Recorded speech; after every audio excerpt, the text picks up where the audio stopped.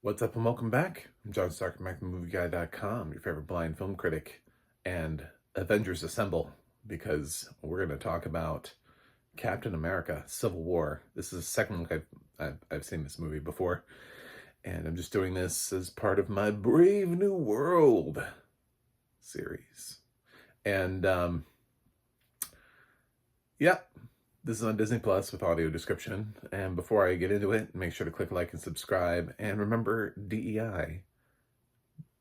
It's not a bad guy, guys. This is where a lot of those audio description accessibility initiatives come from that blind people like me benefit from, or a lot of DEI initiatives that private companies have. It's not just the demon in the room that you've been told. So if we could run back in the building together and put the fires out so that I actually have somebody to advocate toward for audio description and accessibility for people like me, again, blind film critics. So that would be great. I'm losing people by saying this, but it's not popular. I get it.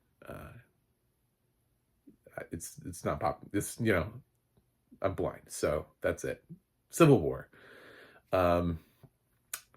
This was before my blindness. So I've actually seen Civil War visually, and I've watched it a couple times. I like the Marvel movies, so I can put them on whenever.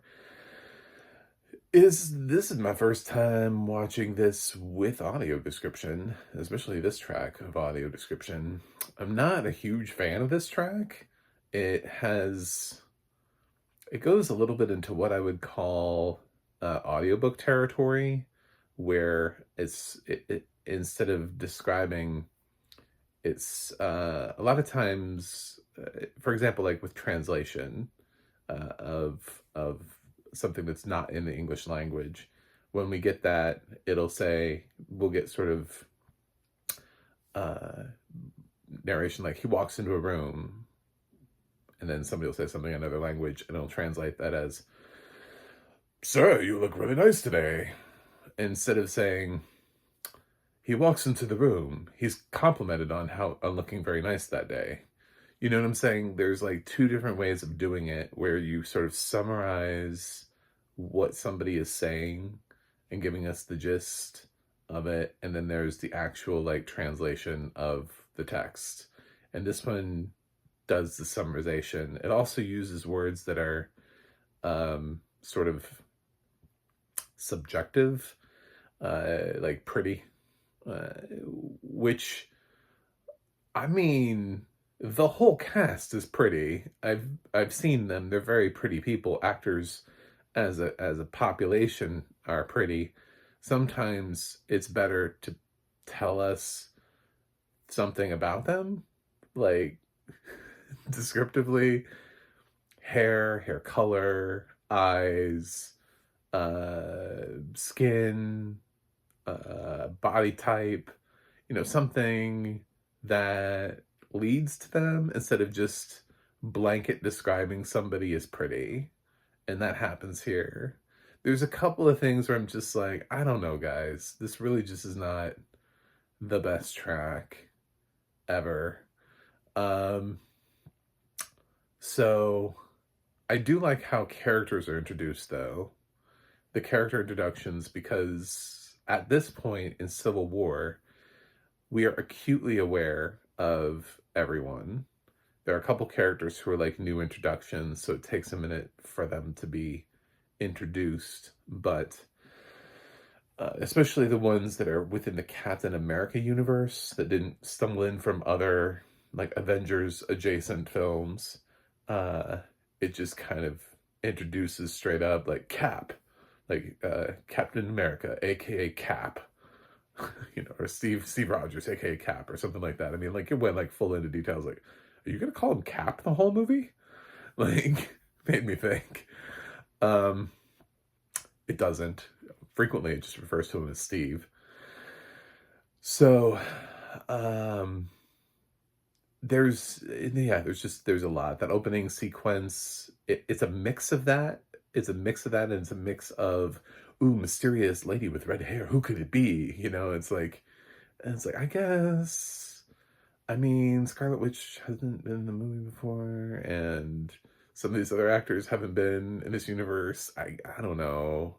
So it's very confusing, the choices. So there's stuff in here that's nice, and there's also stuff in here where you're like, what are we doing? Why are these choices being made? Um, we kept the UK track. That was what Disney decided to do, which is interesting also. That we, I don't know, never got a US track, or the US, or they felt like of the tracks that the UK track was the stronger one to go with for Disney permanency on Disney Plus. I After hearing this one, I'd like to hear the US track. But yeah, I'm not a huge fan. I will say that the action sequences were really described as well as they could be. That airport sequence is a cluster. It's constantly changing perspective because you have like 10 heroes and they're fighting, and it's kind of nuts. And I thought, from what I remember, because it's an excellent action sequence, it's the whole reason anybody watches this damn movie. If we're being real honest, hot take. Uh, that's that sequence. I would imagine there are a lot of people who watch just that sequence over and over. Like, this sequence is awesome. Because it is. It's, of the MCU moments, one of the best moments in the franchise, easily. Top 5 of all of the films. One of the best fight sequences because it's them fighting themselves. So, yeah, Civil War doesn't really feel like a Captain America movie. It's very weird, because it's an unofficial Avengers movie because it has a whole ton of characters who have never been in a Captain America movie before, who are roped in. Iron Man's story is very heavy here. Robert Downey Jr. We get to see the past of how his father was killed, which ties heavily into the plot with Bucky, Winter Soldier, who is starting to remember. His brain has sort of started to, but he's still, on America's Most Wanted.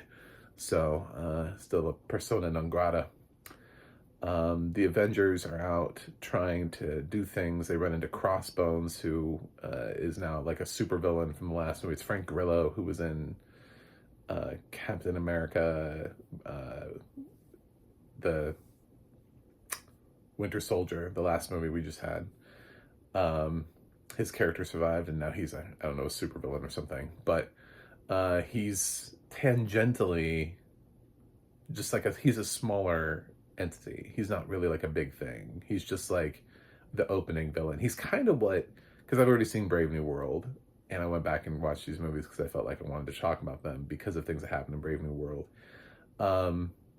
He's kind of what Giancarlo Esposito should have been relegated to. I hate to say it. I mean, he's a great actor, but Giancarlo Esposito could have made a very similar impact to Captain America. He's in a weird zone where he feels like he doesn't need to be there. So Crossbones didn't need to be here, but he's using this opening sequence that sort of sets the tone for the rest of the movie, where we then get like the Sokovia Accords, which are so obnoxious. On a rewatch, I just fucking hate Ross. I hate Thunderbolt Ross in this movie. I'm sorry, William Hurt, rest in peace, but you're obnoxious as fuck in this movie. Your character, you present yourself as altruistic, and we know you're not. And you come in and you're like, the Avengers have to be in check. And I hate the fact that there are certain Avengers, namely Robert Downey Jr.'s Tony Stark, that's like, yeah, we need this. Yeah. All because one woman walked up to Tony Stark and was like, you killed my son. Like, I mean, in a weird way, yeah, he did, because Ultron was his creation. That doesn't mean that all of them are a problem. The rest were responding to an issue that could have gotten worse. So just because he has his own personal issues with Ultron doesn't mean everyone else is bad. Steve did not cause the events in the Winter Soldier, but they make it seem like he did with the helicarriers. Like, what else was he supposed to do in that situation? Robert Redford had the power in that movie. There wasn't anything that Steve did that he could have done differently. And if that thing had gotten in the sky, it's like the film, it selectively picks things. It shows you these disaster sequences of like, ooh, that thing landed and it kills some people. It's like, well, yeah, but also it was going to fly up in the sky. Remember, it had a targeting device, and everybody was worried because it was showing all these targets around the world that it was going to zap and blow up. So I guess we let that happen because I don't know, if this thing crashes to the ground, it might kill some innocent people. So we probably shouldn't let it kill all of the other people that it's targeting right now. And then I don't know whatever else it's going to do after that. Kill more people. I've just let it. We lost the opportunity, I guess. Same thing with like the first Avengers. It's like they pull that sequence out, the New York fight sequence, and it's like, how would you like us to fight aliens? You know, how would you like us to fight these monsters that are they're roaming through New York? It's kind of hard. I mean, they're the ones that are crashing into buildings too. Are you going to bring them in and sit them in this room and read them their riot act for having destroyed the city and be like, we don't, that's unacceptable. It's not probably Accords. It feels so stupid. So this movie is idiotic, but I love it. I hate this movie so much because the whole thing that it's based off of is inherently stupid, and the only person who should actually be responding to anything is maybe Tony, having like, because his products continue to be used against him. It's like he keeps creating things that are meant for good that somehow are in turn used for evil, or like his suits are used against him, you know, something like, other than like War Machine, he hasn't really created like a good thing. I guess Rescue, when Gwyneth Paltrow is Rescue for a little while, that works. And then he helps the kid out. There are a couple times where it works in his favor, but he also has seen plenty of times where it doesn't. I mean, Vision is you know, could have gone bad, could have gone wrong. We still don't know. We'll find out with, is it White Vision? What is the name of his series? I have no idea what his series is called. Just realized that. I was like, oh. Anyway, Vision Works, maybe? No, that's an eyeglass store. So, in Vision. Ooh, that would be cool. In Vision. Wouldn't mean anything, but just sounded cool. So, eventually we see our bad guy's Baron Zemo in this. And he's good at disguising himself as other people, and he makes people believe that the Winter Soldier blows up the UN, which kills Black Panther's father, which brings Black Panther into the film. That's T'Challa. Chadwick Boseman, rest in peace. And he joins the fight, and they all believe it's Winter Soldier. It was not Bucky. It's all part of Baron Zemo's plan, master plan, and they hint at a subplot, and I love how they play the subplot too, because you think it's going to be something else and then it's not. And I kind of like the way that the movie ends with they're like, oh god, what if he gets a hold of the Winter Soldiers? And it's like, okay, well that wasn't what he wanted. All right then. So yeah, so Zemo is introduced through this franchise so he can be used later, I guess, as a villain. He's not the worst villain. He's, what I like about Zemo as a villain is that for all of the powerful villains that we've had that actually have like a power or something, or unwielding, you know, or like they're a planet, like Ego, right? He's just a dude. He doesn't have powers. He's really good at like manipulating people, and it shows what one man can do if he's smart enough to be able to. It's like playing the best game of chess. He's playing a game of chess while everybody else is playing checkers. Like he's on a completely different board and you don't even realize it. So, but he causes a lot of chaos amongst the Avengers. And the Division voices into a Team Cap versus Team Tony, Team Iron Man, and of people who aren't going to sign the Accords versus people who are.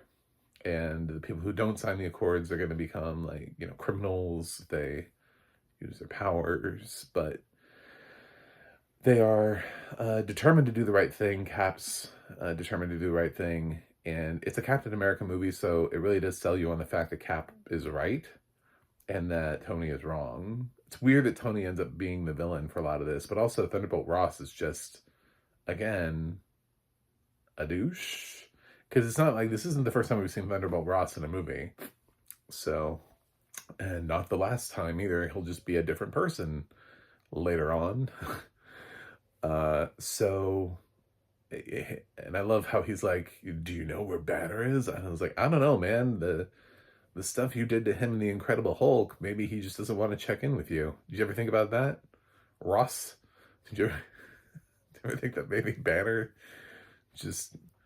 Anyway, so it splits them, and Tony has Vision watching Scarlet Witch and keeping track of her because they don't think she should leave the house. What's the point of the accords? Like, she's not even allowed to go out and be a person. Like, it really becomes like a trust issue thing. It's like, you know, because she's not even necessarily fighting the accord. She just wants to like be a real person. Just like, oh, I can go out to the store and get blank. And Vision's like, no, you can't. And she's like, I can't go shopping? I have to live only in this house. So I'm in jail. I'm in a pretty jail, but a jail. Like, so there's no trust. I don't know. It's like, what's the point of her signing the accord then if she's then essentially just in pretty jail, Tony's house, mansion thing, which also ironically puts Vision in jail because he has to stay there and watch her the whole time. So you got two characters who are confined. A lot of characters show up. You know, Black Widow. We've got, you know, War Machine, Falcon, obviously Bucky. Ant-Man ends up making his big jump from his solo film. Falcon's like, I know a guy. And then he goes and gets Ant-Man to help him fight. So Paul Rudd's in here for a little bit and has a pretty good, has some good scenes. And then this is also the movie that introduces Tom Holland as Spider-Man into the franchise through Robert De Niro going in and having this nice long chat with him. It's sort of weird in the middle of a Captain America movie, but it works. Like, I don't think anybody complained. Nobody's like, ugh, this Captain America movie, what's going on here? And also Marissa Tomei as Aunt May makes her debut. None of the rest of the Spider-Man characters do yet. But it's pre-Homecoming. And Tom makes a really great debut as Spider-Man. He feels like such a great Spider-Man.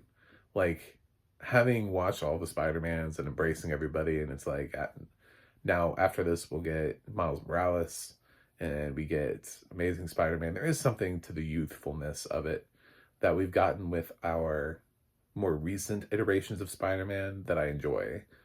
So Tom Holland, while Toby and Andrew both give great performances as Spider-Man, I don't want to change that. I like the angle that they went with by having somebody who actually feels like a kid learning, you know, to be in and amongst all these adults. And that's what Tom brings to the performance. And it worked well enough that they have tried to mirror that in these animated adaptations through Miles Morales and through the Peter Parker that is on Your Friendly Neighborhood Spider-Man, is that they are kids at their heart. So, and he's had an interesting evolution as a character too. So the movie has that sort of excellent sequence with War Machine, which sort of changes his course forever, and gives Tony perspective, and he's angry for a while. And, you know, it's not, I mean, the funny thing is that he's angry, but at the same time, that hit was meant for Falcon, you know? Like, He's upset because it happened to his buddy, but that could have been Falcon, and Falcon doesn't have a suit around him to protect him. You know, I mean, imagine if Falcon had dropped. That's what I always think about, is that Falcon just has wings. Uh, you know, War Machine is fully intact within his suit, which is probably one of the reasons why he survives the fall. If Falcon had fallen, I don't think Tony would have been able to put him back together. So,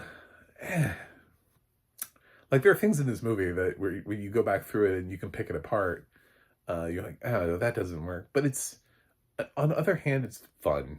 It's fun. There are moments, the little moments that you don't get in between, because we don't get to see these characters. It's not a TV show week in and week out. So, like, we didn't get to see the evolution of Steve's relationship with Sharon Carter. Like, it's strongly hinted at the end of Winter Soldier, but obviously some time has passed. So the fact that when she shows up, they have a kiss that means something to them, and you know, they're like, long time coming. Like, you know, that hasn't happened. They've just been, I don't know, dating or flirting or something. Um, Even small moments like that help sort of shape the where have we been since last we saw these guys.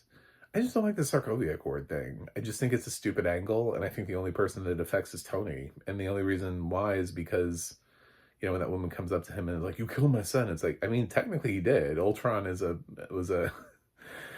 was born from him, so nobody else did. They all rushed in to save. They were saving his ass, and then he turns around and blames all of them. So there's a different angle to the story about this, but the film doesn't really want to talk about it. They just want to talk about how, you know, do we want to, what if the government say no, or they say, send us somewhere we don't want to go, that we don't believe, you know, because when you start involving politics, all the stuff Cap says is right, but nobody ever addresses the elephant in the room, which is Tony. The only thing that it's like, nobody ever says we're just going in there and these things happen and we have to go in and save, and the bad guy is already destroying people and killing people. I mean, if there were no Avengers, you know, that's kind of like the what if situation for this movie is, okay, fine, we won't do it. Have fun. Thanos is coming. It's gonna be real easy for him now, because we're not gonna do anything. So, but it's got a great ending to it. The last, the third act of the movie picks up really good, and I really like the airport sequence. So while I'm looking, it's like watching the somebody make a cake. You look at the ingredients and you're like, these don't even look like ingredients to make a cake. At the beginning, when they start talking about like Sarkovia Accords, and I'm disagreeing with Tony and Ross and all that kind of stuff, and then at the end of the movie, I'm like, this is not the best cake I've ever had, but surprisingly way better than I thought it was going to be. So, the last half of the movie is easily fantastic, and the opening sequence is good. It just kind of gets a little mushy right after the opening sequence for a little while it tries to, I don't know, give reason for why things are going to be the way they are, and it doesn't really have enough definition in plot. So, all the actors are great. They're giving performances as they would. I don't have a problem with anybody in the cast. Everybody here shows up, delivers a fantastic performance. We need more movies like this in the MCU right now. So, I mean, this is a far cry from Brave New World in terms of quality. So, and you show up for the action sequences, and you stay for the post-credit sequences. Anyway, so Captain America Civil War. Where do I land on this? Well, first of all, I think most of my Marvel grades skew up by at least half of a letter grade always, because I am actually a Marvel nerd. So just the joy I think it'd be impossible for me to fail a Marvel movie. And I'm honest about my biases because at least there will be some joy in me seeing a Marvel character on screen. Even in a shitty movie, like even in Fantastic, I didn't fail that movie, you know? Um, there's still some there's something, there's some joy that I get out of seeing these characters. I don't know what it would take. Uh, X-Men Origins Wolverine. No, I didn't do that. No, I didn't fail that. I mean, there's nothing that's so bad that I'm like, oh God, I can't find a single redeemable quality in the movie whatsoever. So I actually really like Civil War. It's probably really like a B plus or something like that, but I'm giving it an A minus because again, I skew up Marvel movies. I I love them more than I do. Like I would take there on my desert island full of movies. There would probably be a bunch of Marvel movies. The only reason with Civil War that maybe I wouldn't take it has to do with there's a chunk of the movie that just pisses me off. I was sitting there rewatching this for I don't know, at least my third or fourth time, somewhere around in there. I've seen this movie at least twice. And I'm sitting there now, I'm comfortable with the movie and I know the plot, and I know what's happening next. And I'm actually sitting there thinking about these Sokovia chords. I'm like, this is really stupid. This is just a Tony problem. This isn't really anybody else's problem. This is a Tony problem. So, um, yeah. And they still act like, I love that when we have people, they're like, oh, we got to keep these powers in check. And I'm like, yes, we must keep the powers of Black Widow in check as a powered individual. I love that they're like, all of these things are the same thing, and they've got like Black Widow in the room. Like, yeah, yeah, she doesn't have like wings like Falcon does. She's just really good at fighting. So, I don't know. I guess they imply that Hawkeye has some sort of innate special ability to never miss. Like that's his superpower. It's sort of implied here. He's like played golf, shot 18, like did 18, score was 18, whatever. So I guess he never misses. Um, what is her superpower? I backflip better than anybody else. I don't know, but it's funny. Anyway, thanks for watching. Thanks for subscribing. And remember, inclusivity is a good thing. To include, please include me. And I will see you guys on the other side.